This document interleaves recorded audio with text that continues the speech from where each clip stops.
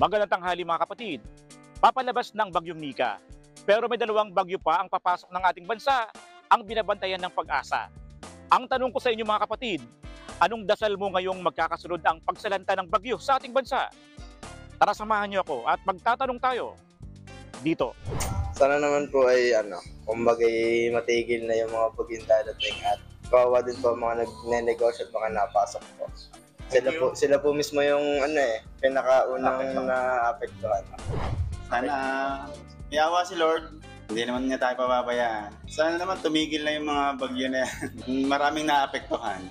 Mas manalig po sa Panginoon at huwag mawawalan ng pag-asa dahil lahat pagsubok na ibinibigay po sa atin ay alam po natin na palagi po tayong gagabayan ng Panginoon.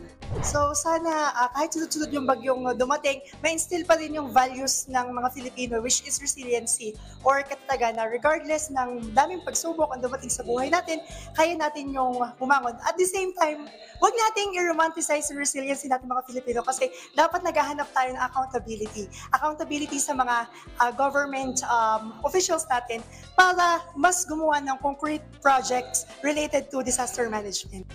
Ako ang inyong hari ng bayan, ang tunay at nag-iisang pagtanggal umay sa pananghalian.